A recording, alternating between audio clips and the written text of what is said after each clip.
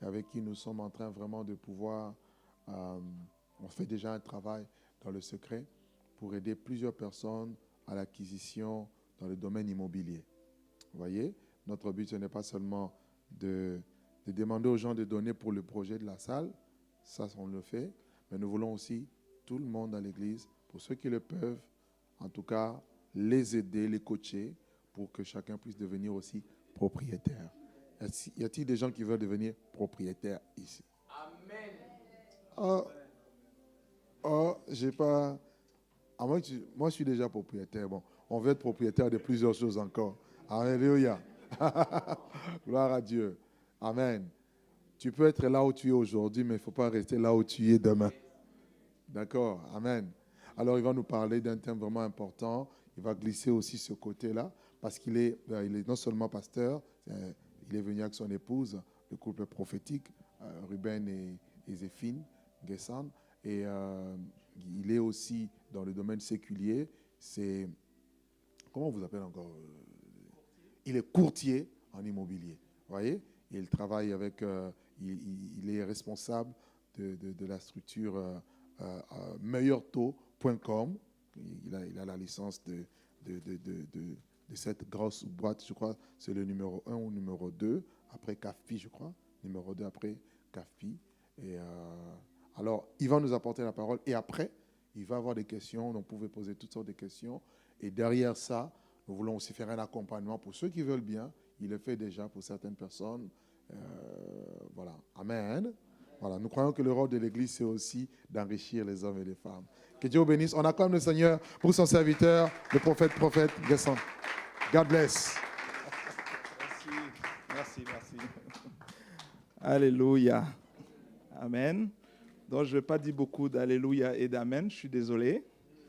Parce que le moment que nous avons eu nous avons entendu l'homme de Dieu qui a pu nous gratifier sur l'évangélisation, et chacun a son domaine, donc un évangéliste. Et avec mon épouse, par la grâce de Dieu, nous sommes de la mission Parole Révélée, et donc Dieu nous fait grâce. Et votre pasteur est un ami personnel, donc on se voit régulièrement, et puis on a pu faire un travail dans l'accompagnement de leur acquisition de la maison. Amen. Donc, c'est une preuve, en fait, pour dire que pourquoi, en fait, le Seigneur nous a orientés ainsi. C'est que on s'est toujours dit qu'on est chrétien, on est enfant de Dieu, mais on ne peut pas frotter la grandeur, les opportunités de ce monde. C'est une erreur.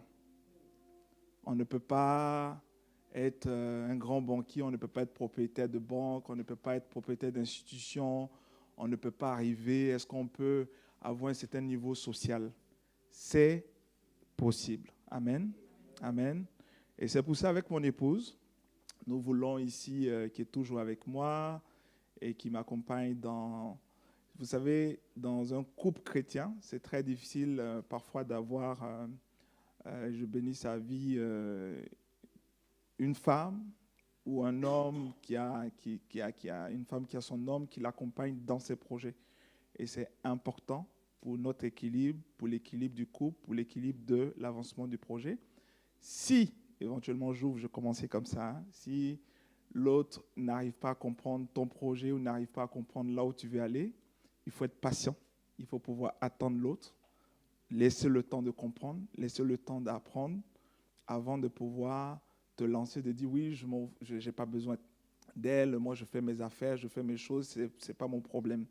En fait, on est, comme l'homme de Dieu disait tout à l'heure, on est dans un milieu hostile et nous les chrétiens, on est tout de suite, à cause de notre foi et notre façon de prier rapidement, on est trop pressé d'avoir l'aptitude et d'aller vite dans les choses. Or, en fait, le monde nous apprend aujourd'hui de la patience, de l'apprentissage. C'est pour cela qu'on commence l'école au premier niveau, étant petit, jusqu'à ce qu'on arrive à l'université. Et si tu n'as pas atteint l'université, il faut comprendre que dans tout métier que tu vas faire, il faut laisser le temps parler, il faut laisser les choses se faire, à ce que toi-même, tu puisses appréhender les éléments de la vie. OK? Amen. Donc, ça fait la deuxième fois que je dis Amen, mais je vais dire de moins en moins. C'est très difficile. Parce qu'on est dans la maison de Dieu et nous glorifions le Seigneur. On va prier quelques secondes pour confier ces moments au Seigneur, parce que nous sommes dans la présence de Dieu et tout ce que nous faisons est entre les mains du Seigneur. Amen. Seigneur, nous voulons te bénir et merci pour cette résurrection. Merci pour ta parole. Merci pour ton esprit qui veille sur nous. Merci pour ta grandeur. Merci pour de ce que tu bâtis le royaume des cieux en nous. Et le royaume des cieux, c'est contribuer au développement de l'humanité, de ce monde, et d'avoir un caractère de vie. Nous te bénissons au nom de Jésus. Amen. Amen. Est-ce que vous êtes bénis? Donc, on fait notre séance vraiment détendue. C'est détente. Donc, souriez à votre voisin, regardez chacun. Et comme il s'est passé quelque temps, demandez-lui comment est-ce qu'il va, comment ça va, bonjour. Si tu ne connais pas son nom, tu demandes son nom, comment vous vous appelez, bonjour, je m'appelle. C'est important, on commence notre atelier comme ça. Voilà. Saluez, dis bonjour, je m'appelle. Et une chose importante, posez la question à la personne à côté de vous, qu'est-ce que vous faites dans la vie?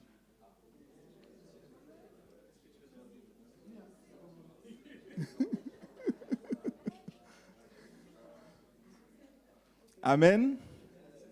Amen. Voilà.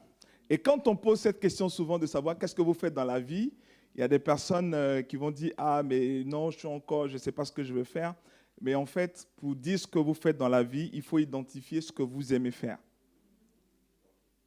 Il faut dire ce que vous aimez faire.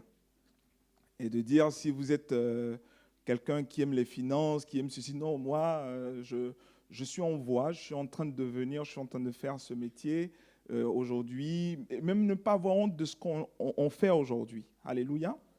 Donc, nous allons commencer, en fait, je me présente déjà dans un premier temps. Et donc, aujourd'hui, j'ai un métier. Et je vais commencer en vous disant cela. Pourquoi avoir commencé par... Parce qu'on se dit, on est serviteur de Dieu, on est pasteur, on est homme de Dieu, mais on n'a pas le temps forcément pour les choses de ce monde, pour travailler et courir.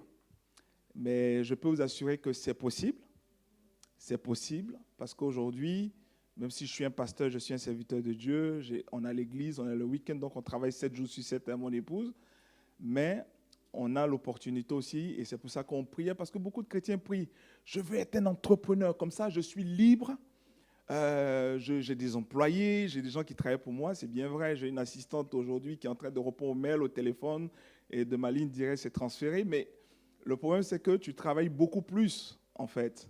Ça ne veut pas dire que le fait que tu as des gens qui travaillent, mais tu fais mieux, tu es servi par toi-même au mieux. Et parfois, si tu gères une agence ou tu donnes une agence, les gens, c'est toi qui connais, c'est ton nom qui connaissent. Même si de temps en temps, l'assistante, elle appelle pour toi et laisse des commissions, les clients, à un moment donné, te disent, mais je veux avoir M. Nguessan au téléphone, est-ce que je peux lui parler et qu'il me repointe tous les points du sujet dont nous avons discuté. Alléluia. Donc, c'est important de comprendre que quand tu es chef de projet, tu as ton projet, tu ne peux pas dire oui, je délègue, je laisse toujours aux gens le faire et que ce soit tout le monde qui le fait pour nous. Il est important d'avoir cette empreinte parce que, bien aimé, on est enfant de Dieu, on est chrétien, mais on n'est pas foi. Je ne vais pas démonter en fait ce que l'homme de Dieu a dit tout à l'heure, mais l'évangélisation, il a dit quelque chose d'essentiel pour rejoindre ce qu'il est en train de dire, c'est que l'évangélisation, ce n'est pas alléluia, amen, ce n'est pas aller avec ta Bible sous le bras au travail et puis de dire à tes collègues, bonjour, je viens de l'église. On te demande de raconter ton week-end, tu racontes le séminaire qui s'est déroulé et tu vas commencer à citer, est-ce que tu connais le pasteur Israël Sembe? Ah, c'est un homme de Dieu magnifique, c'est un homme de Dieu puissant. Dieu l'a utilisé, mon apôtre, l'apôtre. Et en fait, nous créons nous-mêmes en tant qu'enfants de Dieu des freins. L'homme de Dieu disait tout à l'heure, l'évangélisation vient par rapport à notre attitude, par rapport à notre comportement, par rapport à notre caractère, par rapport à tout ce qu'on fait tous les jours. Les gens t'observent. Il y a un mouvement de grève dans le travail où tout le monde dit « ouais, on n'est pas d'accord, on est ici ». Et toi, tu es là, tu dis « mais restez calme, restez patient.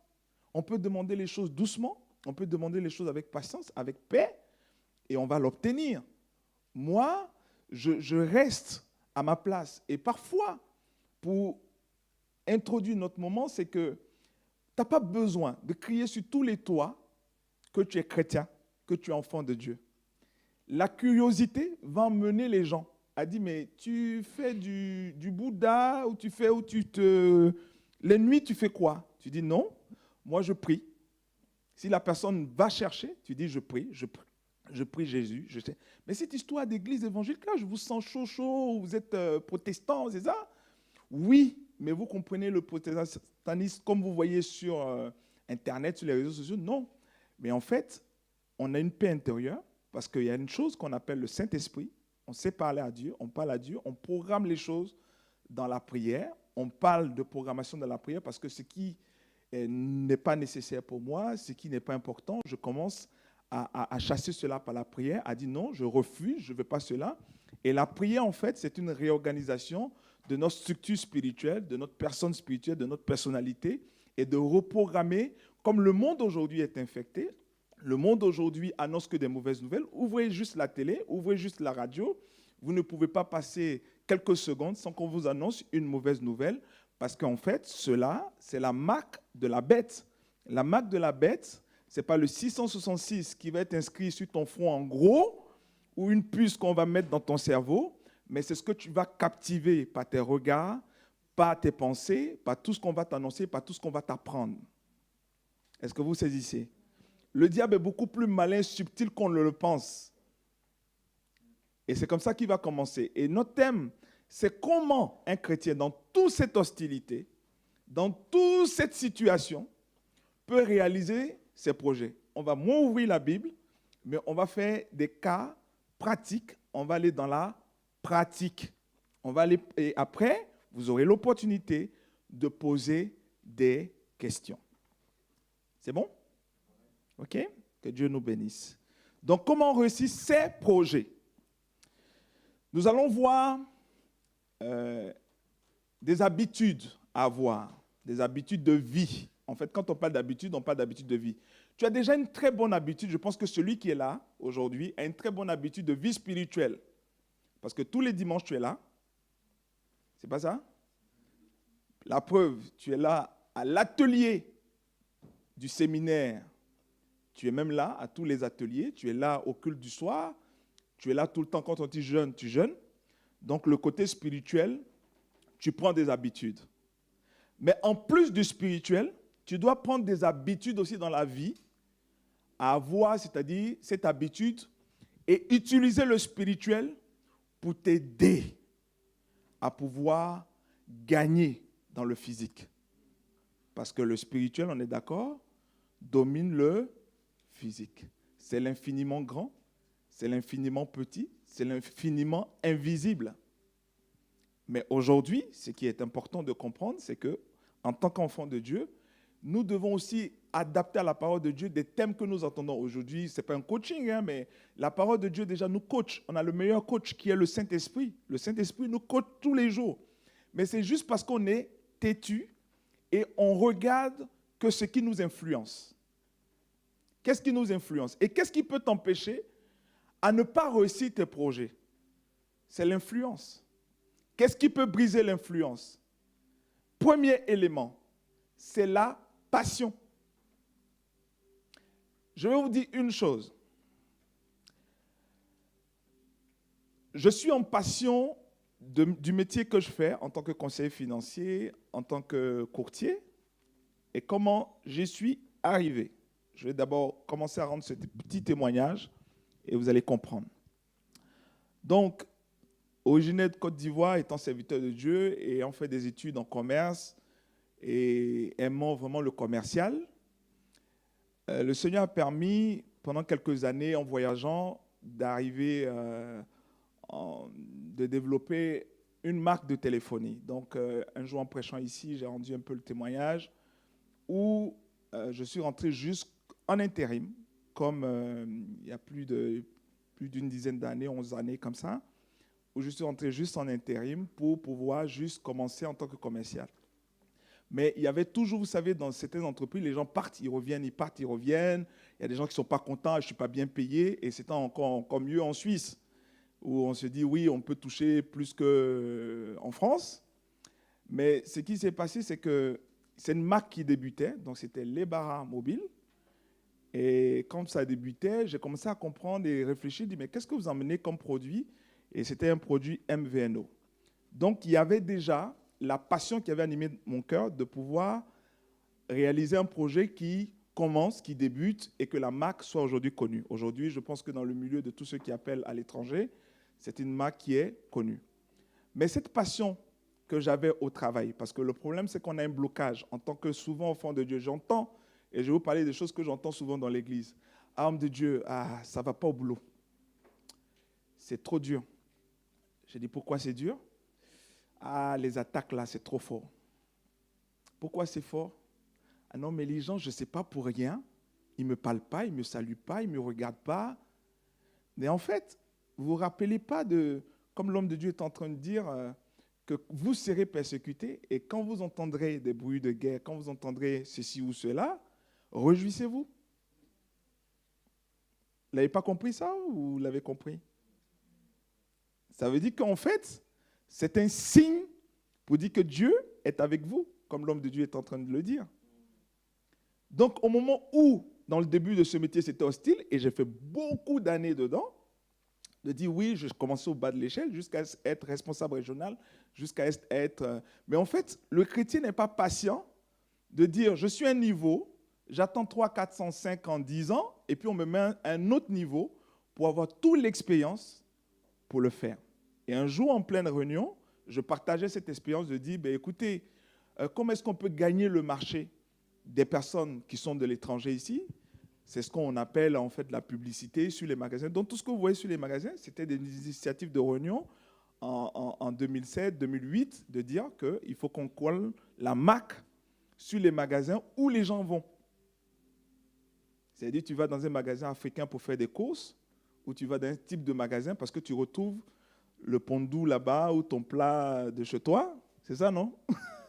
Et donc, pendant que tu pars, on te propose en même temps une puce pour te permettre d'appeler en Afrique. Donc, en fait, la passion va susciter en fait de la demande et de l'envie.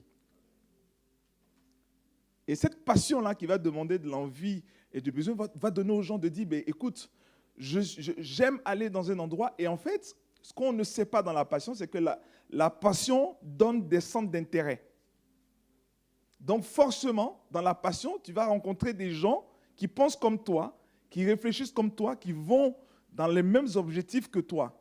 Mais pour les trouver, aie la patience d'attendre, d'avoir les bonnes personnes.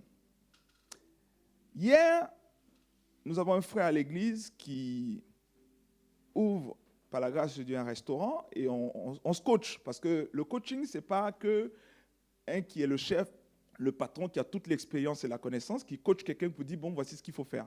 C'est un échange mutuel. Et juste devant son restaurant, j'employais un thème parce qu'ils ont commencé en fait ce restaurant dans un camion. Aujourd'hui, ils ouvrent un restaurant. Et en parlant de la religion musulmane, parce que tout à l'heure on était oui, mais il y a des gens qui sont... Et en fait, tous ces salariés, pratiquement, ils me disent, mais homme de Dieu, ça ne choque pas que je ne prenne pas plein de chrétiens, d'enfants de Dieu avec nous. J'ai dit, pour l'instant, va dans la direction que Dieu te donne. Tu as une passion, mais les personnes qu'il a trouvées passionnées dans son métier, dans ce qu'il veut faire, dans ce restaurant, le chef cuisinier, c'est un musulman. Donc je suis arrivé, il présente, il dit, voici mon pasteur et tout ça, il est venu pour qu'on soit dans la scène. Donc, je n'ai même pas passé à dire, oui, la Bible dit, le Seigneur dit, le royaume des cieux ne consiste pas en parole, mais en puissance. Non. Est-ce que vous comprenez? J'ai dit, écoutez, dans le métier que vous faites, il y a une chose qu'il faut retenir. Est-ce que vous savez ce qu'on appelle l'humilité? Ils ont commencé tous à me regarder. Ah oui, le Coran parle de cela. J'ai dit, voilà, c'était hier, hein? Ce n'est pas avant-hier, hier. Et j'ai dit, bon, c'était vers 13h, 14h, et je disais, l'humilité, vous savez ce que c'est? Oui. Alors, retenez que l'humilité, c'est accepter toutes sortes d'humiliations. Il dit, waouh, Ils étaient tous intéressés. Mais il dit, oui, c'est vrai. Et j'ai dit, si tu n'acceptes pas une humiliation, cela ne te fera pas grandir. Ça va t'emmener au même niveau de la personne qui t'a humilié. Donc, qu'est-ce qu'il faut faire? Vous avez un restaurant, les gars. Vous avez un challenge à relever. Je vous dis ceci. Acceptez toutes les humiliations de toutes sortes de personnes qui arrivent. Je vais donner un autre exemple. Je dis, les gens vont venir. Vous êtes d'origine africaine. Vous ouvrez un restaurant. Et on parlait en fait de la sauce. Je vous donne ces exemples pour vous aider à rentrer dans comment un chrétien peut réaliser et concrétiser ses projets. Et j'ai dit, à un certain niveau, on parlait de la sauce épicée. Et ils m'ont dit, ah, goûte telle sauce, goûte telle viande. Je dis, bon, je goûte. Et je leur ai dit, commençons pas comme ça. On ne va pas prendre ces viandes et ces trucs, parce qu'en fait, vous allez prendre des gens, même s'il n'y a pas, on ne parle pas de piment là, parce qu'on n'était pas sur la sauce pimentée. Parce que nous, on aime bien la sauce pimentée, mais on n'était même pas à ce niveau, on était sur l'assaisonnement. Et j'ai dit, si vous voulez que des clients, les tout premiers clients, repensent à cet endroit, il faut faire 2 sortes de sauces. Une moins et pas du tout trop assaisonnée, et une autre qui est assaisonnée comme nous, on aime là. Et quand le client passe sa commande, vous lui demandez qu'est-ce qu'il veut réellement. En fait, vous allez comprendre que dans le mot passion, tous ces éléments poussent à l'intéressement à l'autre et de ce que dont l'autre a besoin. Donc, pourquoi le chrétien ne réalise pas ses projets? Le chrétien parfois ne réalise pas ses projets parce qu'il est endetté et il est en train de prier par la foi, par le Saint-Esprit, qu'un prophète prie pour lui ou que quelqu'un prie pour lui, que ses comptes un jour soient remplis. L'Esprit de Dieu et la présence de Dieu, ce n'est pas la loterie. Moi, on est dans l'atelier de comment réaliser ce projet. Je vous ramène sur la terre. Pour les choses des démons et des esprits, on sait comment on va prier. Mais pour ce qui concerne ta relation humaine, de travail, de comment est-ce que tu vas réussir dans ta vie, il faut se lever le matin à 7 heures, il faut aller au travail, il faut être à l'heure, il faut respecter les choses, il faut respecter sa parole, il faut respecter ses engagements, il faut dire voici ceci, voici cela, et il faut faire comme les autres. Il ne faut pas essayer de déborder, d'aller plus pour dire ouais, moi je suis un enfant de Dieu, tu ne peux pas me persécuter. Mon frère, tu n'étais pas à l'heure. Pourquoi tu n'es pas venu à l'heure? Vous savez, j'ai un stagiaire en ce moment. Et chaque fois, en rigolant, je le challenge. Et quand il rentre, il pousse la porte, je dis aujourd'hui 3 minutes de retard. Avant-hier, c'était 7. Et l'assistante me dit, oui, donc on calcule, on additionne. Donc ça veut dire que tu pars. Et je lui disais à ce stagiaire qui est en BTS, je lui disais, écoute, tu sais, ce n'est pas pour te gronder, ce n'est pas pour t'indexer du doigt, pour te frustrer, parce qu'en fait, mais c'est juste pour te dire et te rappeler que quand un jour tu seras dans le milieu professionnel, il y a des codes. Tu es passionné par ton métier. Ces codes-là, ce n'est pas une question que tu parles en langue ribababa, rokobo, shakaraba. C'est une question que le monde et le fonctionnement de ce monde a du timing. Le pasteur, quand j'ai commencé, il m'a dit, tu as tel timing. Donc, quand je suis en train de parler, je tiens compte de ce timing. Donc, avant de parler d'une autre étape dont je vais vous parler, la passion va renfermer tellement d'éléments qui vont vous-même vous construire. Je suis passionné de ce que j'aime, mais comment je peux convaincre l'autre? Je dis, vous aimez le restaurant, vous aimez ce que vous faites, vous voulez faire connaître, comme les Asiatiques, les plats d'Afrique de chez nous, et faire en fait une chaîne de restaurants, mais il faut communiquer cette passion là où vous êtes. Et ça marche. Mais fais la part des choses. Il y a un temps pour prier, il y a un temps pour travailler, il y a un temps pour chaque chose. Et quand vous êtes dans la chose, il faut respecter la chose. Bien aimé, je vous rends un témoignage.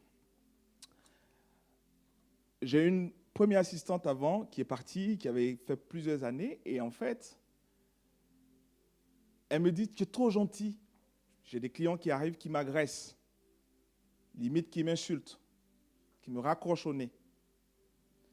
C'est dur, hein, ce que je suis en train de vous dire, mais quand on est enfant de Dieu, c'est les choses et les qualités que nous avons que le monde n'a pas.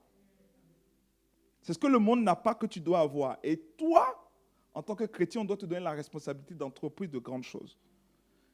Alors, chaque fois, elle me dit, mais pourquoi moi, je te défends? Moi, je l'ai laissé se battre parce qu'elle me défend, elle envoie des mails, elle ramasse tout le monde, elle dit, oui, attends. Et puis moi, toujours, quand le client revient la prochaine fois, je souris, je suis désolé, je m'excuse, on ne s'est pas compris, on se réexplique.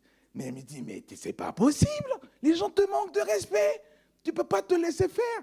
Je dis, non, je suis responsable de quelque chose. Quand mon boulot va finir, la personne ne m'appellera même pas.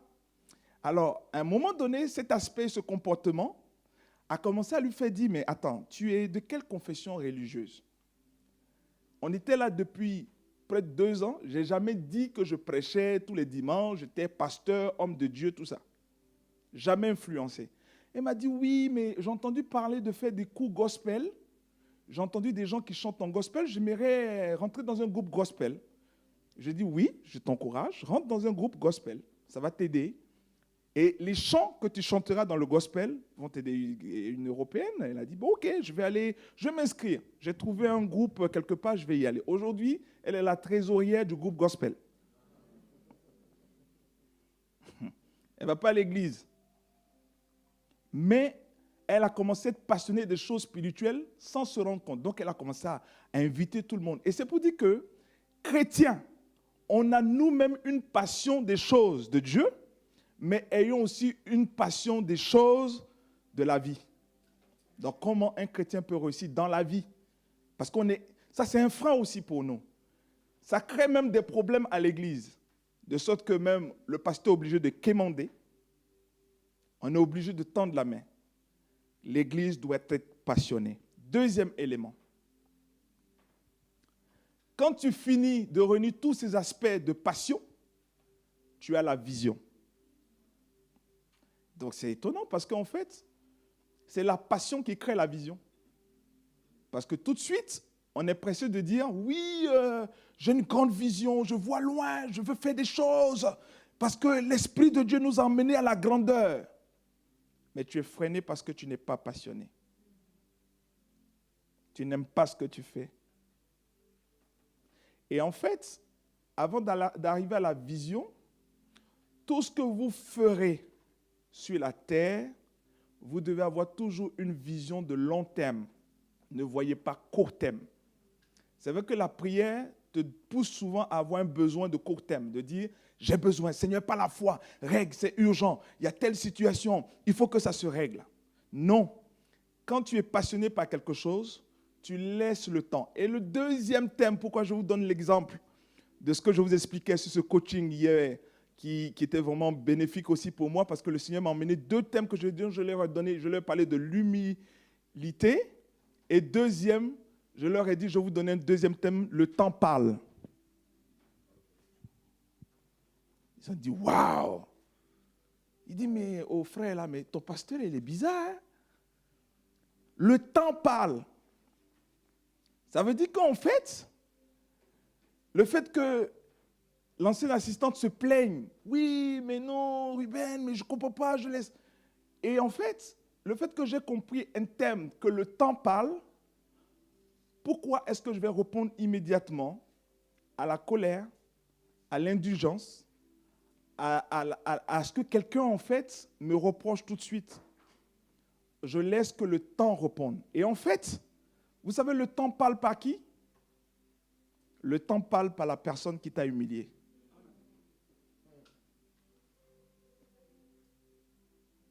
Est-ce que vous saisissez? Le temps parle par la personne qui t'a humilié. Celui qui a attaché, lui-même défait. Parce qu'il va venir avec le temps, venir lui-même te dire autre chose. Ça, on n'est pas trop patient pour ça.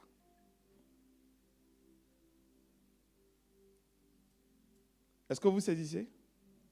On n'est pas fort dedans en tant qu'enfant de Dieu, mais il est important que nous le soyons. Donc, dans la vision, La vision, c'est une certaine boussole. Ça veut dire que dans vision, comprenez orientation, mais ça ne veut pas dire grandeur. Parce que des personnes pensent que la vision, waouh, l'immeuble, la maison, tout est construit. Le pasteur vous a donné un résultat. Aujourd'hui, je suis propriétaire. Mais le pasteur sait combien de fois on s'est vu et on courait à la voiture dans tous les sens pour pouvoir faire les choses, les discussions, mais ça nous a pris plus d'une année, près d'une année. En fait, tu es passionné d'avoir quelque chose, d'obtenir quelque chose. Mais dans cette passion, il y a des étapes. On n'a pas le temps d'en parler. Mais aussi, il y a la vision. Donc, dans la vision, tu vas avoir une certaine boussole qui fixera un cap, une orientation. De dire, je vais dans telle direction parce que je vais atteindre tel objectif. Même si je passe par des voies détournées, quand je dis voies détournées, je ne suis pas en train de vous enseigner de faire les fausses choses. Parce que si tu fais les fausses choses en tant qu'enfant de Dieu, le Seigneur va te faire perdre du temps, comme il a fait perdre du temps à Israël, au peuple d'Israël, pour que tu reviennes à la raison et que tu comprennes avant d'avancer. C'est ça la difficulté des enfants. C'est ça l'épreuve même des enfants de Dieu. Parce que les gens du monde peuvent faire ce qu'ils veulent. Parce que vous savez, il y a des chrétiens que Dieu ne bénit pas tout de suite. Parce que tu es dans l'esprit. Et Dieu sait les capacités dont tu as besoin et qu'est-ce qu'il te faut pour te permettre de pouvoir avancer. Mais comme il te connaît, il est ton Dieu, il sait pourquoi il ne te donne pas certaines choses. Est-ce que vous comprenez? Donc c'est pour ça que la Bible dit, rendez-lui gloire. Merci Seigneur, je te rends gloire. J'attends Seigneur. Celui qui est plus patient dans la vision est celui-là qui gagne. Et c'est une boussole. Les années à venir parleront elles-mêmes. Le temps, donc en fait dans une vision, il y a une question de temps qui doit parler. Donc c'est pour ça qu'on prêche, on dit mais n'écoute pas celui qui t'humilie, qui te dit que tu ne réussiras pas. Tu réussiras. Tout le monde dit Amen. Dès qu'il sort de l'église et qu'il s'en va, mais lui là même il me prend pour qui? Tu as tué la vision. Parce que tu as accepté celui qui t'a annoncé que ta vision n'existera parce que tu lui as répondu. Est-ce que quelqu'un peut retenir cela, de laisser le temps parler? J'ai le frère qui a ouvert le restaurant. Je donne des exemples, des cas pratiques, qui a fait un food truck. Et ce food truck, le camion était en panne. Et un jour, il est venu dire, ah, homme de Dieu, je suis désespéré, je suis fatigué là. Je ne sais pas pourquoi nous, les enfants de Dieu, le diable nous attaque comme ça. Je lui ai dit, tu sais, le camion est tombé en panne et il y a tout ce qu'il y a eu pour que tu passes à une autre étape. Si tu le vois comme ça, tu le nourris comme ça, tu es en train de donner ce cap-là à ta vision. Il m'a dit, waouh, je m'en vais à la maison. Merci. J'ai ma réponse, je m'en vais. Je dis, c'est ça la prophétie.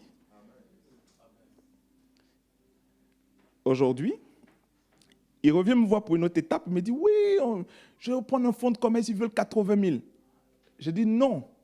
La vision veut dire, et ces personnes qui font, et je lui ai dit non, que va, négocie, discute. Il va, il discute, il dit, mais moi, voici ce que je veux. Et en fait, quand vous avez une vision, les personnes qui sont à mettre de vous aider à réaliser votre vision, vous êtes les meilleurs négociateurs. Parce que vous pouvez les convaincre de leur dire, vous voulez aujourd'hui 80 000? Non, je ne les ai pas. Je vous en donne 30 aujourd'hui que j'ai. Mais est-ce qu'on peut s'organiser dans les 5 années à venir que je vous donne le reste? Et puis tu dis, mais est-ce qu'ils vont accepter, homme de Dieu? Mais est-ce qu'ils sont bizarres? Mais ils ne vont pas accepter ça. Mais c'est eux qui avaient le restaurant, ils connaissaient les chiffres qu'ils faisaient. Donc par la suite, s'ils comprennent et sont logiques, ils comprendront que tu pourras facilement même, ce n'est pas 5 ans, tu actes sur 5 ans, mais dans 1 an, 2 ans, tu rends tout. Est-ce que vous comprenez? Donc la vision te donne une autorité de t'imposer.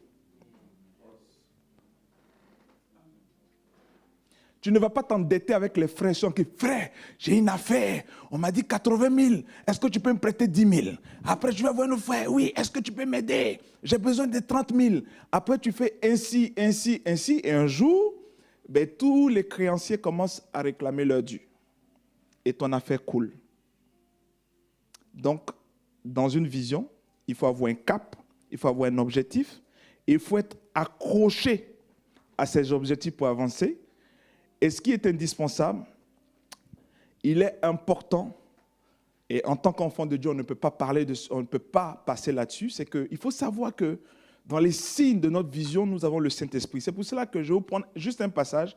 Je n'ai pas voulu prendre un passage, mais qui est très profond, dont je vais vous parler maintenant, qui est Ésaïe 11:2.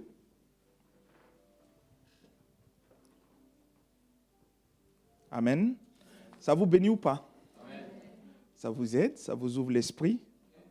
En fait, ce dont nous sommes en train de parler aujourd'hui, c'est quelque chose que nous pratiquons qui marche.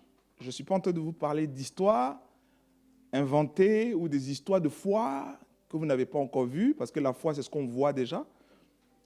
Pour vous dire, oui, non. L'homme de Dieu, s'il a permis d'inviter, c'est parce qu'il connaît mon bureau, il sait ce qu'on fait, il sait déjà si certains frères, même à l'église ou ailleurs, ou certaines personnes qui étaient connectées, dont on a pu réussir à les aiguiller. Même si l'agence, nous, n'a pas pu finaliser le dossier, mais les conseils et l'aide apportée a pu donner un résultat. Est-ce que vous comprenez? Yes.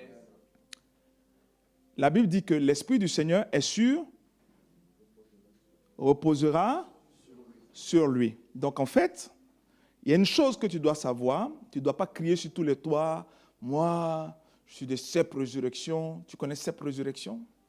Le Seigneur est puissant là-bas avec l'apôtre. Tu dis rien, en fait. Et si les gens, tu dis ça en premier lieu, ils vont t'attendre au carrefour de te prendre sur des choses concrètes. Donc, toi-même, sois concret spirituellement. Donc, tu vas dire quoi? Tu vas dire, bon, écoutez, tu as une attitude, tu as un comportement, tu as un caractère. Donc, l'Esprit de Dieu est sur toi. Il m'a donné un esprit de sagesse. Donc, en fait, ce passage-là, pas de la plénitude du Saint-Esprit dont l'Évangile est en train de parler, c'est une plénitude de l'Esprit. L'Esprit te remplit de quoi? De sa présence lui-même, parce qu'il est sur toi, donc c'est un.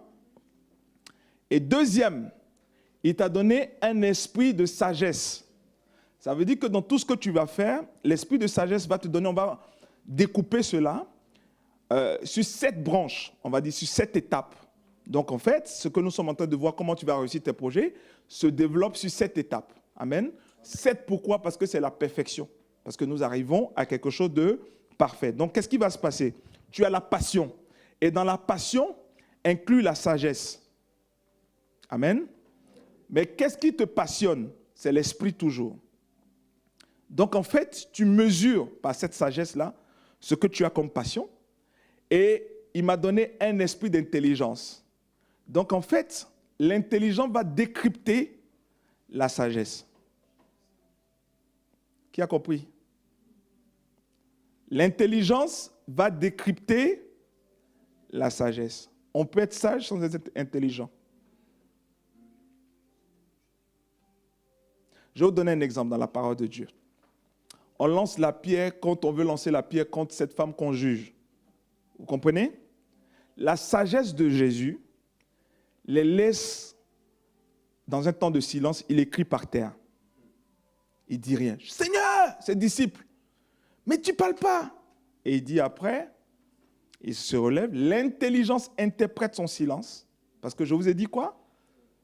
Le temps parle.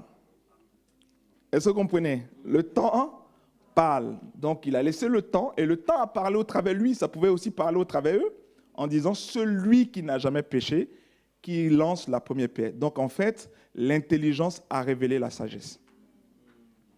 Dans la suite, il m'a donné un esprit de conseil. Donc ça veut dire qu'un enfant de Dieu qui est là, qui est dans une entreprise qui évolue, a un esprit de conseil. Alors l'esprit de conseil, quand tu donnes un conseil à quelqu'un, on va aller dans notre 3e étape de l'habitude que tu dois avoir. Donc on a parlé de la première habitude, c'est la passion. 2e habitude, là on va aller vite pour conclure. La 2e habitude, c'est la vision. La 3e habitude, c'est l'état d'esprit gagnant. Ça veut dire que tu es un gagnant. Et celui qui est gagnant a un esprit de conseil. Est-ce que vous comprenez? Donc celui qui est gagnant, il peut, avec sa passion et sa vision, expliquer aux autres ce que c'est. Je m'adresse ici aux hommes de Dieu. Et je veux donner un message à l'Église au travers de cette plateforme. Pour dire qu'en fait, Dieu donne une mission à l'Église. L'Église doit renfermer des entrepreneurs. Il y a des foi et des religions qui renferment des entrepreneurs. C'est pour ça que leurs congrégations sont pleines. On parlait de l'islam. Ils sont beaucoup. Pourquoi? Parce qu'entre eux, ils s'entraident tellement. On dit, oui, nous les chrétiens, on ne s'entraide pas. On n'est pas entre nous. On ne fait pas les choses entre nous. Mais c'est parce qu'en fait, c'est une question d'éducation, de culture. On n'a pas encore compris des niveaux de vie et de relations. Mais le problème, pourquoi on a des difficultés avec un chrétien, entre chrétiens, c'est parce qu'on ne fait pas la part des choses. Je dis à des gens qui me rendent visite au bureau, je les corrige souvent, c'est dur, hein? Pasteur, sois béni. Je dis, monsieur Nguessan Ruben. Ça les choque. Monsieur Nguessan. Ici, c'est monsieur Nguessan. Il est père parce qu'il nous a créés. Il est fils parce qu'il nous a fait la rédemption. Il est esprit parce qu'il est avec nous. Donc, le problème de l'enfant de Dieu, c'est la classification au moment opportun des choses à un moment donné. Je ne suis pas prophète, évangile, docteur. Là-bas, quand tu me trouves à meilleur taux, je suis monsieur Nguessan. Pourquoi? Parce que tu viens, tu dis, pasteur, on n'est pas à l'église. L'assistante regarde comme ça. De quoi il parle? Non, elle m'appelle monsieur Nguessan. Vous comprenez? Si l'enfant de Dieu profondément dans son âme arrive à corriger des choses et des clés, il pourra avancer sur beaucoup de choses de la vie. Donc tu pourras avoir un collaborateur musulman, bouddhiste, même marabout. Écoutez-moi très bien, je vous choque en vous disant cela, mais tu viendras le saluer normalement, correctement, pendant que lui n'a pas dormi la nuit, il a fait ses incantations jusqu'à 4 h du matin, mais quand toi tu viens, tu es debout et tu es naturel. Il m'a donné un esprit de conseil. Quand tu as un esprit de conseil, tu as un esprit de force. C'est la suite du verset. Donc un esprit de force, c'est un esprit gagnant aussi. Parce que tu es établi, tu es quelqu'un qui cherche à donner des conseils, à donner de la force. Et donner des conseils, c'est donner de la force aux uns aux autres. Après, il t'a donné un esprit de force et un esprit de connaissance. Alors, la connaissance de Dieu en toi te donne, et en 4e élément, des habitudes que tu dois avoir, c'est de t'entourer des bonnes personnes. Mais les bonnes personnes, ce n'est pas toi qui les appelles à venir vers toi. C'est la passion que vous avez ensemble qui te donne la bonne personne dans les projets que tu veux réaliser. Est-ce que vous comprenez? Ce n'est pas une histoire, le Saint-Esprit m'a dit, je sens, Dieu est en train, la nuit j'ai fait un songe et que Dieu m'a parlé. Dans l'histoire, dans les actions de la vie, Dieu influence notre esprit, mais en fait on est pressé. Ouais, j'ai fait un rêve la nuit, là. Je t'ai vu là. Je t'ai vu cette nuit. Mais la position dans laquelle je t'ai vu là, attention, on est ensemble ici, mais je t'ai vu. Ça, c'est un manque de sagesse. Est-ce qu'on n'est pas comme ça? Est-ce que vous comprenez? Il est vaincu. Je dis, tu es vaincu, hein? Tes esprits sont vaincus au nom de Jésus. Mais bien aimé, tu as perdu le combat d'avance. C'est le jour même tu es au courant, tu as fait le rêve là. Tu vis avec amour et paix. Bonjour. Ça va? Comment tu te sens? Et comment tu t'es senti? Ah, tu as bien dormi? La personne dit, oui, cette nuit, je n'ai pas bien dormi. Qu'est-ce qui s'est passé? Mais tu ne parles pas de l'histoire là.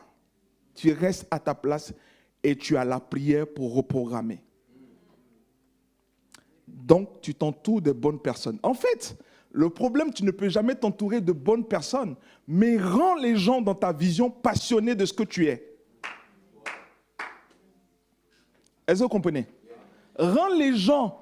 C'est-à-dire, quand on dit t'entourer de bonnes personnes, ça peut être la mauvaise personne qui a mal commencé la vision avec toi que tu rends bonne. Ce n'est pas que cette personne-là, j'attends, celui-là n'était pas bon, allez, il dégage. Après, je prends une autre personne. Seigneur, emmène-moi les bonnes personnes. Seigneur, permets qu'il y ait des gens vrais, sincères. Non, celui qui n'était pas sincère deviendra sincère. Parce que tu as l'esprit en toi. L'esprit de Dieu est contagieux. Hein? les aptitudes du Saint-Esprit sont contagieuses. On va finir. Et, cinquième élément, pensez toujours différemment.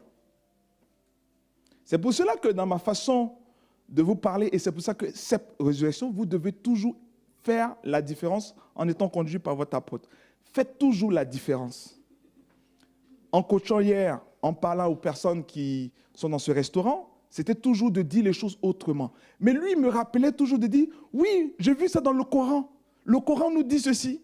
J'ai dit, c'est une bonne chose, laisse le Coran. Mais ce qui est important, c'est de prendre les mots. Ça veut dire humilité et le temps parle. Retiens ces deux mots. Donc tout ce qu'il va retenir de moi toute sa vie, quand il va me voir chaque fois, humilité et le temps parle. Laissez le temps parler. Donc pensez différemment. Ça veut dire qu'au moment où les gens, parce que vous savez, dans un certain milieu professionnel, dans tout ce que vous faites, on n'a pas le temps aujourd'hui de développer beaucoup de détails, tout le monde vient vous donner plein d'idées. Utilisez les idées. Ne rejetez jamais des idées de quiconque, mais prenez les idées pour améliorer. Un frère me disait, je prends sur la scène spirituelle pour que vous puissiez comprendre.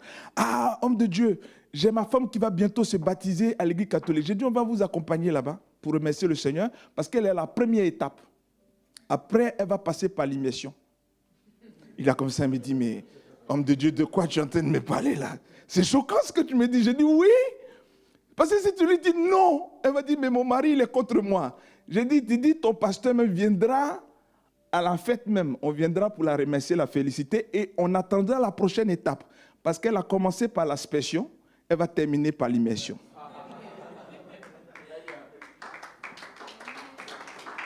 Alléluia.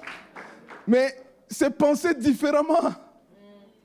Parce que dans tes projets, il y a tout le monde qui va venir vers toi pour te dire oui, et ceci, et cela, mais on peut faire comme ça, mais les gens ont fait, ça a marché.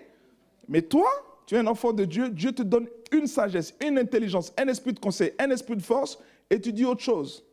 Mais la chose que tu dis est dans l'évolution. Okay. Donc c'est une façon aussi d'évangéliser. Amen. Donc, pensez différemment. J'ai pris sur la scène spirituelle parce que si je prends dans l'histoire l'exemple d'une affaire, d'un business, vous n'allez pas comprendre. J'ai pris spirituellement pour que vous puissiez le transcrire aussi sur le plan business ou opportunité. Et on va finir. Se connecter et se concentrer sur l'essentiel. On n'est pas concentré sur les choses qui sont essentielles. On aime toujours être dans le superflu. On parle beaucoup, on explique beaucoup. Sois un chrétien silencieux qui se concentre sur les choses essentielles. Si tu n'as rien à dire, tais-toi. Tellement qu'on parle beaucoup, on va rentrer d'expliquer l'histoire d'Abraham, d'Isaac et de Jacob. Tu sais, dans l'histoire de Jacob et d'Abraham, bien aimé, laisse Jacob et Abraham, ça fait déjà des milliers d'années, reste concentré sur l'essentiel aujourd'hui. Cet exemple, elle est pour ta foi, pour dire que je m'appuie sur ce que Dieu a fait. Sur Isaac, sur Abraham. Mais tu ne vas pas expliquer ça à quelqu'un tous les jours, matin, midi, soir. Il ne va pas comprendre. Soyez sur l'essentiel. Il y a une chose sur laquelle vous devez lutter. Vous devez lutter sur la remise en question. Parce que tous les jours, quand vous faites des projets, vous vous mettez en question. Est-ce que, pourquoi, comment? Amen. Et dans la remise en question, vous remettez en question pourquoi on finit par là, c'est à cause des échecs et des choses qui n'ont pas marché.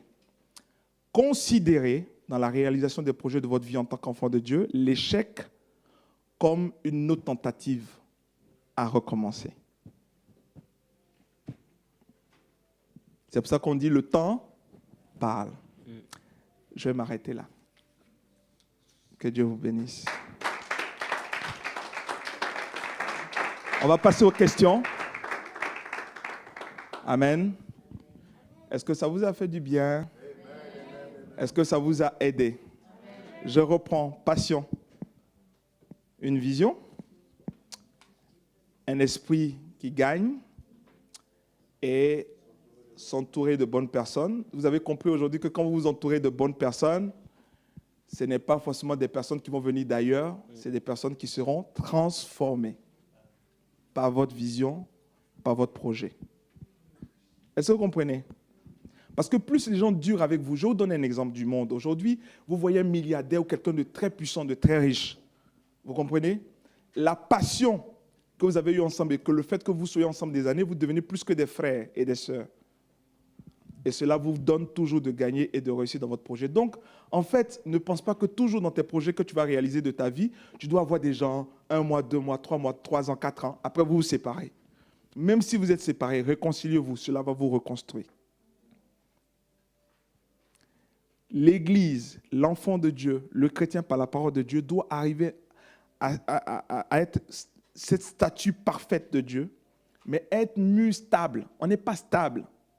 On n'est pas concret. On n'est pas vraiment des personnes qui restent sur du long terme. Et donc s'entourer de bonnes personnes, penser différemment toujours. Dieu te donne toujours plus haut, plus élevé. Dieu te donne la transformation et de se concentrer sur l'essentiel. Et pour terminer, nous avons vu quoi? Il faut lutter contre les quoi? La remise en question, qui est l'échec. Parce que la remise en question, c'est un échec. Hein? Ah, mais pourquoi ça n'a pas marché? Mais ça veut dire que c'est la prochaine tentative. Il faut reprendre, il faut recommencer. Tu as fermé la société, tu ouvres. On va aller à des choses pratiques. Vous avez des questions? Et puis on va terminer. Oui, homme de Dieu. Ok, pour la réalisation d'un projet, vous avez dit qu'il faut qu'on soit entouré des bonnes personnes. Et les bonnes personnes, il faut les fabriquer, en fait, il faut les transmettre. Mais nous voyons l'exemple un peu de Christ qui s'est retrouvé de 12 bonnes personnes. Et parmi les 12 personnes, il y avait quand même Judas qui l'a trahi. Est-ce que Judas lui a joué un bon rôle? Quel était son rôle? Exemple, dans notre entourage, si on a des gens qui peuvent nous trahir dans un projet. Ceux qui vous trahissent ou ceux derrière qui sont hypocrites avec vous, vous grandissent. En fait, Jésus, il a eu 12 disciples, mais il avait du travail par rapport à ses disciples. C'est pour ça que lui-même, il rentrait en lui-même, se remettant en question, en disant, il montait sur la montagne. Il dit, il y a une foule qui t'attend là. Les gens t'attendent, il y a les guérisons, il y a les miracles à faire là. Seigneur, viens. Il dit, non, je me retire un peu pour aller prier. En fait, en tant qu'enfant de Dieu, toute hostilité que vous voyez sur la terre, spirituellement, vous apporte beaucoup plus que vous ne pensez. Donc, celui qui va te persécuter ou celui qui est le Judas autour de toi, c'est lui-même qu'il faut élever. Ah, je ne sais pas si vous me comprenez. Ça veut dire qu'en fait, Pierre vient poser des questions à Jésus. Il dit, mais Seigneur, parce que Pierre, c'était aussi le défenseur. Lui, il aimait Palabre. C'est lui qui aimait Palabre quand il y a un problème. Il s'occupait du ministère de la sécurité. Donc, s'il y a quelqu'un qui vient, qui fait le truc, lui, il peut prendre l'épée, couper les oreilles. Là. Il n'a pas de temps à perdre. Ou il peut prendre Pierre, le taper, il peut faire. Donc, il y a eu plusieurs caractères. Mais vous savez que ce soit des caractères négatifs, vous pouvez les construire en positif et en des caractères meilleurs. C'est pour ça que Dieu, en tant qu'enfant de Dieu, nous met et nous place quelque part, pas parfois avec les bonnes personnes. Et je l'ai compris, en fait, tout le long des différentes activités que le Seigneur m'a dit. En fait, ne pense pas que tu vas avoir des bonnes personnes. Dieu va t'emmener les plus mauvaises. Et ces plus mauvaises personnes, le Seigneur va te permettre d'avoir un cœur qui lui appartient, qui est de lui. Parce que imaginez Jésus, il était patient avec eux. Hein. Une patience qui n'a pas de nom. Et il laissait le temps. Il les laissait s'exprimer. Et après, qu'est-ce qu'il faisait? Il laissait le temps parler. Parce qu'eux-mêmes répondaient à leur hostilité. Voilà. Je ne sais pas si j'ai répondu. Ça va? Mais en fait, c'est pour dire que tout ce qui va vous arriver dans l'équipe, dans le groupe, parce que parfois on dit on vaut mieux se séparer. Si la personne part d'elle-même, c'est une bonne chose. Mais si la personne est encore là et pendant que derrière elle est en train de manifester toujours ces choses, il faut toujours aider la personne à la corriger à la raison. Et c'est ce que Jésus a toujours fait. Une autre question? Oui?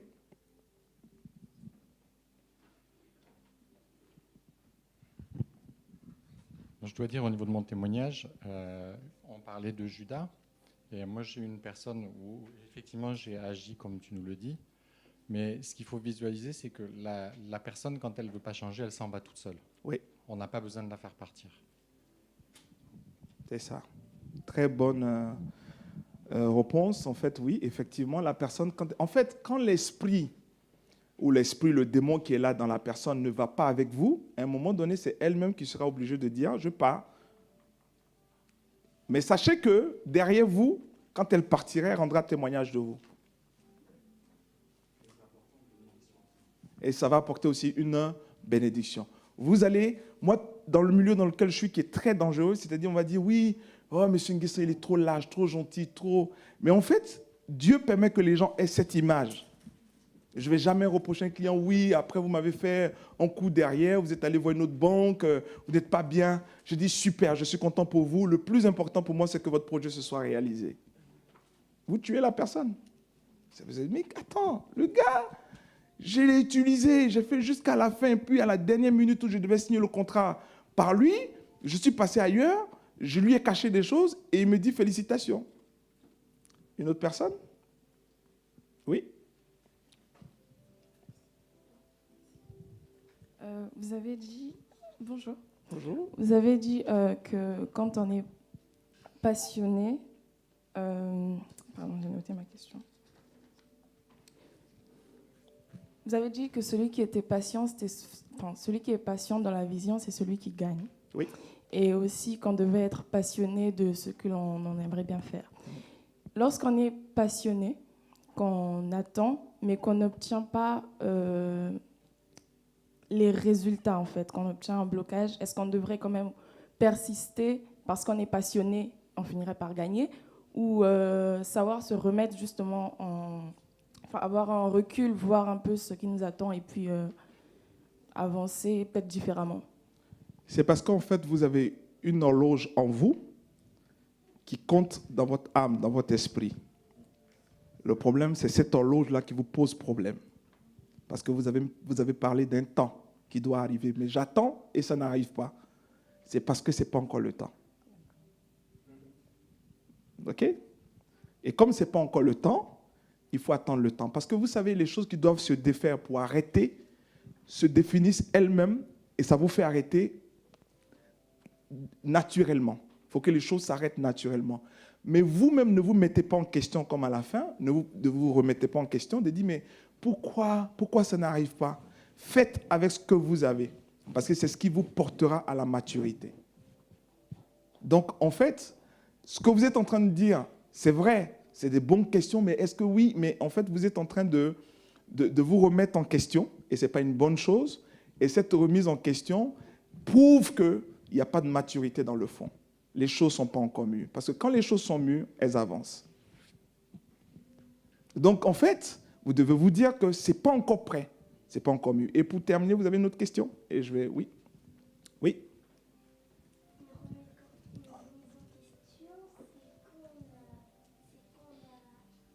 Ça, c'est mon fils qui est bien intervenu dans... Une remise en question, c'est quand on a échoué.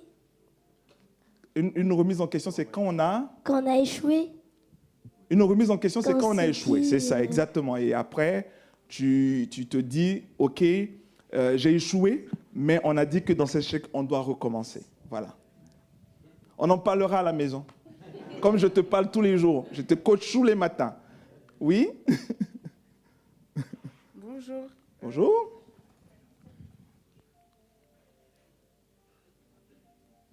Moi, ma question, c'est, vous avez dit tout à l'heure, après la passion, il y a la vision.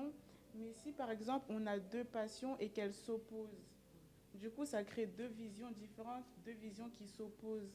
On fait comment dans ce cas? Alors, dans ce cas, je vais vous dire qu'en fait, il y a une passion qui sera plus que l'autre. Donc, il faut être aussi patient, attendre le temps parler, que celle qui est la passion la plus importante prenne le dessus de l'autre passion. Forcément. Vous partez sur un point de départ ensemble, il y a forcément un qui va dépasser l'autre. Donc c'est celui qui est devant qu'il faut prendre en priorité. C'est là qu'on va passer dans cet aspect de priorité, de savoir qu'est-ce qui est important aujourd'hui qui peut fonctionner. Parce qu'aujourd'hui, à un certain moment donné, si vous avez deux passions, je ne peux pas vous freiner en vous disant, vous n'aurez pas, ce n'est pas possible d'avoir deux passions. Vous pouvez avoir ces deux passions, mais imaginez que vous pouvez avoir ces deux passions, et je vous donne aussi spirituellement une autre révélation, c'est que ces deux passions peuvent se partager avec la personne à qui vous partagez votre vie. Donc ces deux passions peuvent aller ensemble dans le sens où peut-être ces deux passions que vous avez ne sont pas que pour vous les deux, mais sont parfois pour le futur conjoint. Et quand il va arriver dans votre vie, vous allez l'accueillir avec la deuxième passion.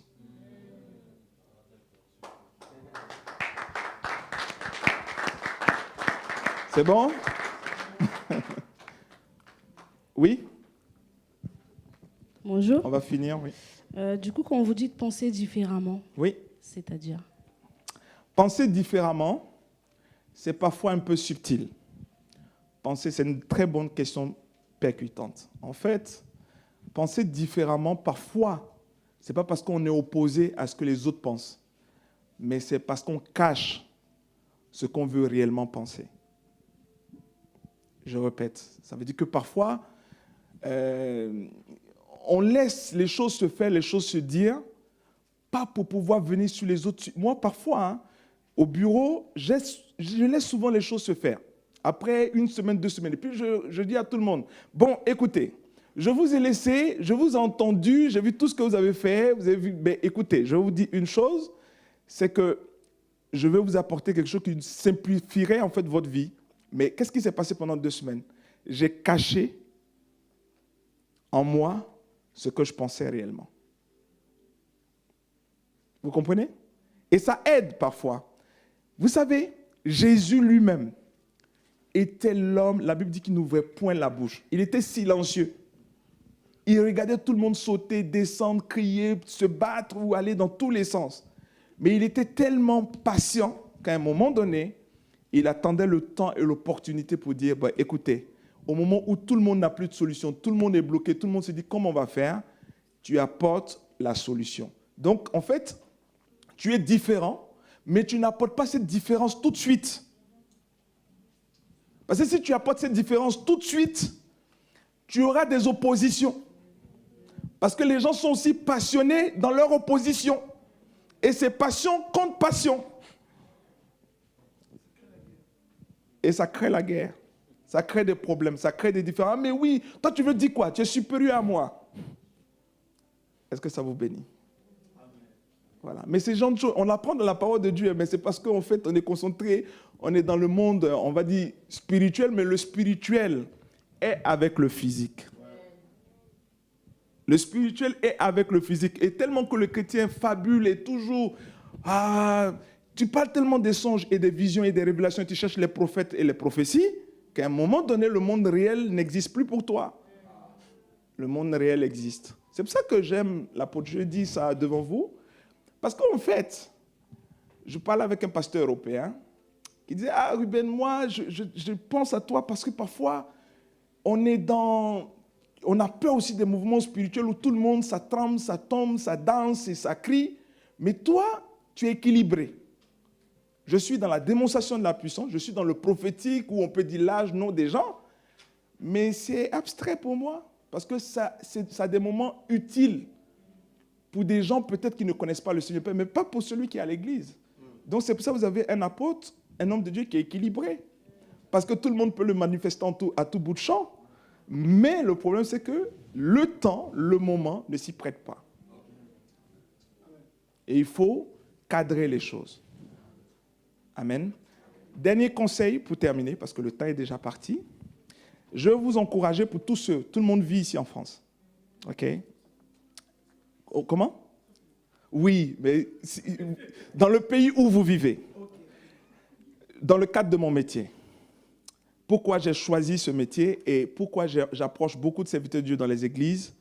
C'est parce qu'en fait, on est beaucoup de personnes ici qui venons de l'étranger. On est étrangers, on habite en France. On pense à une chose, je ne sais pas qui n'a pas rêvé à cela. Construire la maison du pays. Acheter le terrain au pays. Qui ne s'est pas fait avoir? Tout le monde. Même si vous faites avoir, c'est sur du long terme. Parce qu'à un moment donné, le terrain, vous n'y habitez pas, la belle maison que vous avez construite, les 20 ans que vous avez fini ici, en retournant au pays, la maison sera déjà démodée. Les autres viendront construire des États-Unis, de la Chine, des plus grosses maisons que pour vous.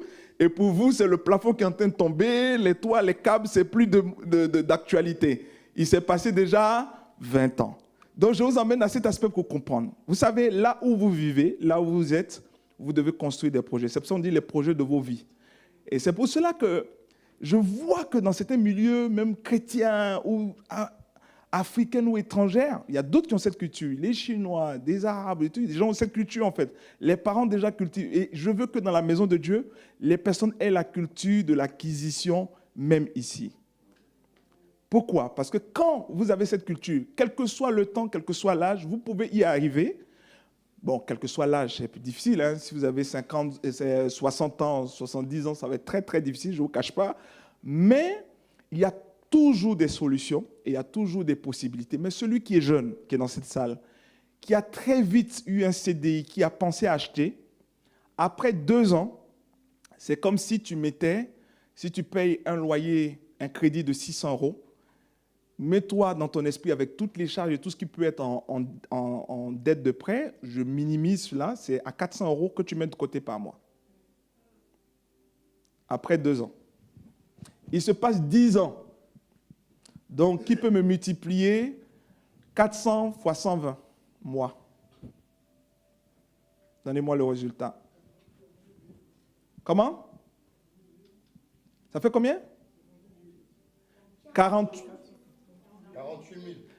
000. Donc, ça veut dire que vous avez mis 48 000 de côté.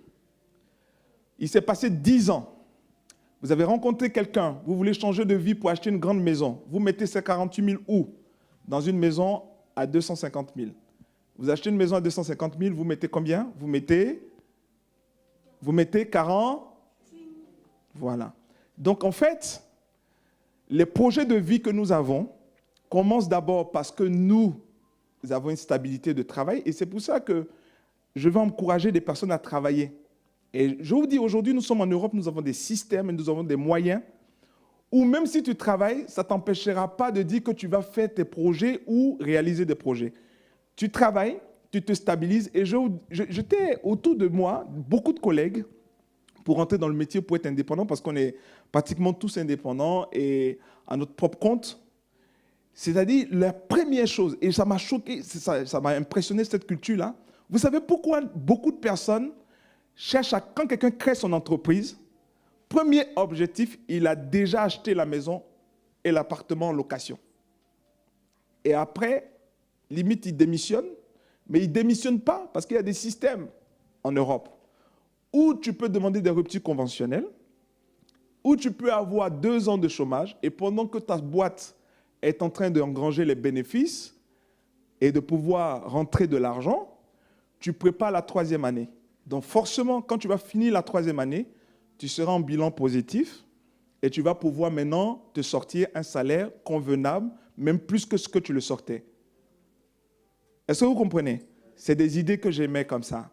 Donc aujourd'hui, l'Église, les enfants de Dieu, pasteurs, hommes de Dieu, révérends, nous devons emmener chaque enfant de Dieu, chaque chrétien à l'aptitude d'être aussi intelligent de ce que nous pouvons apprendre de l'astuce et les stratégies que le monde aujourd'hui pratique. Et je vais vous dire une chose, pour tous mes parents, pour toutes les personnes, même qui sont ici en Europe, achetez. C'est vrai que parfois, pourquoi je minimise le risque, c'est qu'il y a parfois des investissements où on dit, oui, on perd de l'argent. On perd de l'argent parce que le bien va perdre de la valeur, mais plus le temps passe, plus, à un moment donné, quand même, vous allez retirer quelque chose. Mais vous payez, on va dire, un loyer modéré ou moins cher. Vous payez un loyer qui n'est pas cher. Et vous dites, écoutez, j'investis dedans, mais vous avez fait 20 ans dedans, vous avez perdu beaucoup d'argent. Donc, en discutant avec le pasteur, et j'aimerais, pour vous, pour ceux qui ont besoin, parce que je vous dirai la vérité, qui ont besoin de nous contacter pour pouvoir avoir des informations et savoir réellement sur votre situation personnelle, on peut en parler. J'ai des frères que j'ai rencontrés dans les églises en surendettement. En surendettement. Quand je veux dire en surendettement, 5 crédits conso, la maison du pays n'est pas encore terminée, le gars, il ne s'en sort même pas, les saisies partout, je ne sais pas comment, je dis comment Suisse, mais en fait ici, Banque de France, mais ce n'est pas une hostilité, ce n'est pas une fin en soi. Tu es chrétien, tu es enfant de Dieu. Tu dis, mais comment je vais affronter cela? Comment je vais le régler? Et je peux vous assurer qu'on a un département qu'on appelle en fait la restructuration de prêts. J'ai des frères, oui, homme de Dieu, j'ai plein de prêts partout. Je dis, écoute, je vous donne mon assistante, elle va regrouper tous vos prêts, elle va vous réendetter sur du long terme et réduire en fait vos charges pour pouvoir vous donner de la marge pour vivre. Donc, il y a tellement de solutions qu'on a peur, même en tant qu'enfant de Dieu, de pouvoir frapper les portes pour demander qu'est-ce qu'on peut faire pour moi. On attend et on prie, on intercède par la foi et le fichage arrive. Avant même le fichage, tu peux ne pas être fiché. Parce qu'en fait, aujourd'hui, il y a des structures qui regroupent les prêts, même les découverts, même les loyers impayés. Ils reprennent tout ensemble, ils remettent tout à niveau, ils vous réendettent si 10, 12 ans, 9 ans, 7 ans, et ils vous disent repartez de bon pied. Bon, il y a des gens qui ne sont pas aussi respectueux, obéissants. Ils vont encore un an après replonger dedans, ça, on ne peut rien faire pour vous. Mais si vous êtes vraiment des enfants de Dieu, que vous avez cette capacité, vous avez l'habitude de reprendre pied et de pouvoir repartir. Est-ce que vous comprenez? Donc, c'est vraiment des choses rapides que je vous dis qui sont importantes. Si vous avez besoin de plus d'informations, approchez, même pas forcément venir, mais venez au cabinet ou avec l'homme de Dieu, approchez. Ou on peut faire, avec l'homme de Dieu que je propose, des entretiens au sein de l'Église et des choses, parce que l'Église doit changer et doit affronter le monde. Et puisque nous devons affronter le monde, il faut qu'on soit équipés. Il faut qu'on soit vraiment et qu'on ait des serviteurs de Dieu, des hommes de Dieu, des personnes, des frères en Christ, des personnes équipées dans des métiers. Et aujourd'hui, je conseille l'homme de Dieu pour finir, que les personnes qui ont des corps de métier, ce n'est pas parce que tu veux être orgueilleux, tu vas en parler. Il peut y avoir des frères conseillers financiers en banque, qui est assureur, qui est ceci qui est dans l'église. Tu peux exhorter, donner des exemples à l'autre, poser des questions, n'hésitez pas. Ce n'est pas parce que ça va humilier, ce n'est pas parce que le frère va connaître ta vie.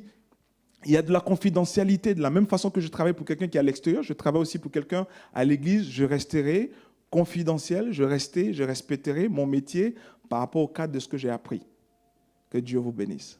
Nous avons été heureux d'être là. Voilà.